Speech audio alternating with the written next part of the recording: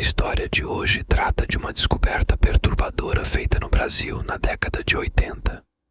Na época, o governo brasileiro tentou esconder a história, alegando que era muito sensível para o público saber, mas eventualmente fotos dessa descoberta vazaram e causaram pânico no Brasil. No dia 29 de setembro de 1988, um menino de 10 anos chamado Francisco estava caminhando ao longo da margem de um lago artificial no sul do Brasil, enquanto cutucava o chão com seu graveto. Francisco estava fazendo uma de suas atividades favoritas após a escola, que era procurar insetos, e esse lago, parte do reservatório Billings, no estado brasileiro de São Paulo, era seu lugar favorito para fazê-lo. O reservatório era gigantesco, mas não tinha a forma de um lago circular típico. Era mais como um grande rio que serpenteava e tinha vários afluentes estreitos saindo dos lados. Nesse dia em particular, Francisco caminhava ao longo de um desses afluentes estreitos, onde, em certos pontos, ele poderia nadar até o outro lado do lago em questão de minutos. Francisco sabia que não deveria estar perto desse reservatório, porque nos últimos anos, gangues das cidades próximas costumavam levar suas vítimas de homicídios para esse local e as enterravam lá. Os moradores locais sabiam que não era um lugar seguro e evitavam, mas Francisco não estava prestando atenção a nada disso, porque adorava caminhar ao redor desse lago e procurar insetos. Ele pensou: bem, ninguém me machucou até agora, qual é o problema? Enquanto Francisco caminhava casualmente cutucando a lama e procurando seus insetos, ele finalmente avistou um deles. Era uma grande escorpião d'água, quase com 5 centímetros de comprimento. Imediatamente, sem tirar os olhos do inseto, Francisco largou sua mochila, pegou um recipiente transparente que estava no bolso lateral, abriu-o, abaixou-se e pegou o escorpião d'água, tampando o recipiente. Então, ele trouxe o recipiente para cima e olhou para dentro para admirar seu novo pet.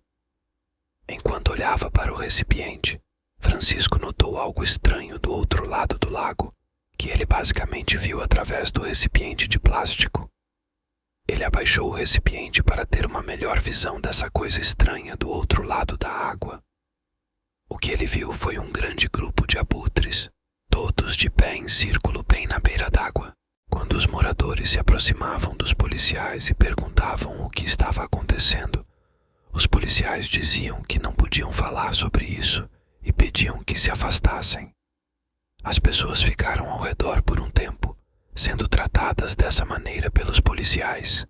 Finalmente, quando o sol começou a se pôr e ficou claro que a polícia estava determinada a esconder o que estava acontecendo, quem ainda estava lá simplesmente partiu, achando que quando chegassem em casa poderiam ligar a TV e ver o que havia acontecido com essa pessoa morta.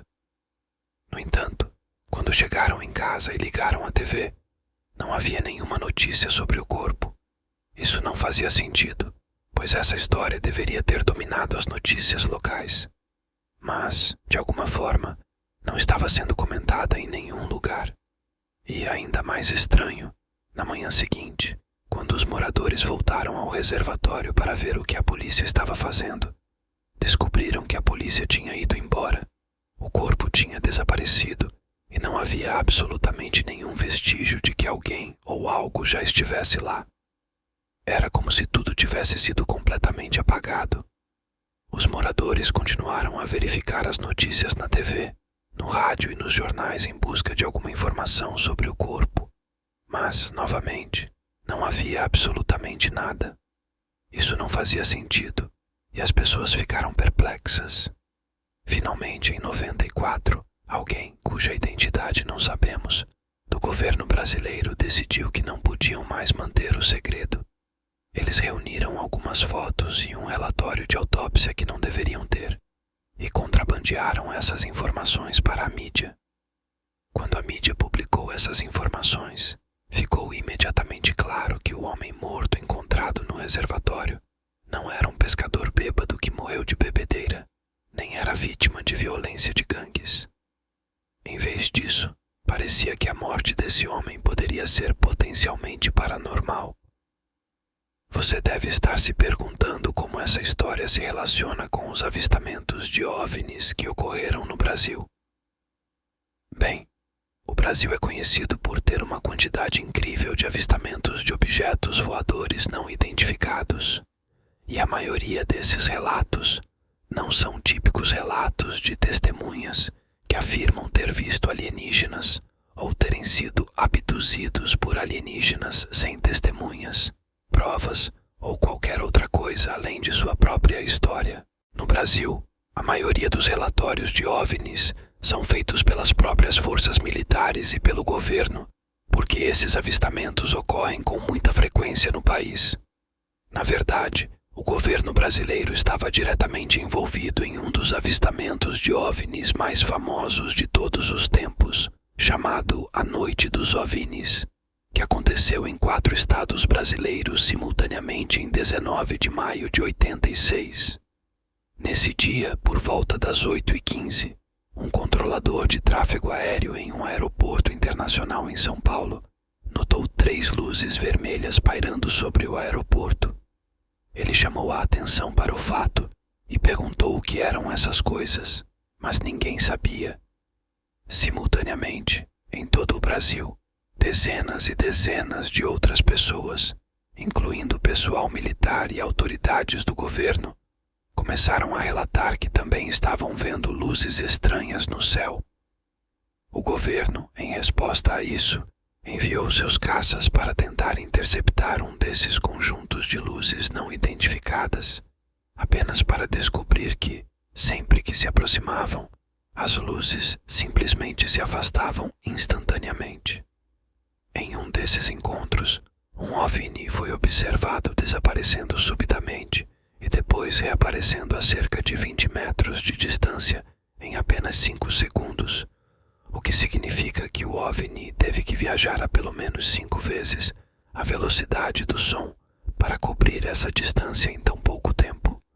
Eventualmente, a noite dos OVNIs terminou quando esses objetos voadores não identificados simplesmente desapareceram subitamente. Poucos dias depois, o governo brasileiro realizou uma grande coletiva de imprensa sobre o evento e afirmou que não tinham ideia do que eram essas luzes e de onde vinham. Disseram que as luzes demonstraram sinais óbvios de inteligência. No entanto, estranhamente, embora esse fosse um evento incrível de avistamento de OVNIs, as pessoas no Brasil não ficaram tão abaladas com ele. Eles simplesmente aceitaram o que lhes foi dito e continuaram com suas vidas. Isso mudou em 94, quando as fotos e o relatório de autópsia do homem morto no reservatório vazaram. As pessoas começaram a se dar conta de que talvez a noite dos OVNIs não tenha sido um caso isolado e que esses OVNIs poderiam nunca ter saído da área. Após a noite dos OVNIs em 86, os fazendeiros no Brasil, que viviam nas áreas onde esses famosos avistamentos ocorreram, começaram a relatar que seu gado estava morrendo inexplicavelmente. Isso começou a acontecer com frequência suficiente em todas as áreas onde os avistamentos de OVNIs aconteceram, que surgiu a teoria de que talvez os OVNIs da noite dos OVNIs tivessem algo a ver com a morte desses gados. Além disso, surgiu a teoria de que, se os OVNIs estavam vindo e matando gado, o que os impedia de fazer o mesmo com as pessoas? Em 88, 2 anos após a noite dos OVNIs, enquanto os fazendeiros em todo o Brasil relatarem que seu gado estava morrendo de forma estranha, o homem morto foi encontrado no reservatório.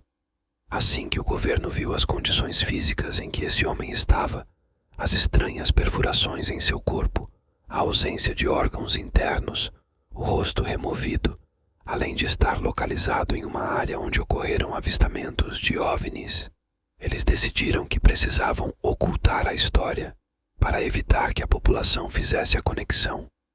Era a mesma coisa que estava acontecendo com o gado. Eles não queriam que o público soubesse.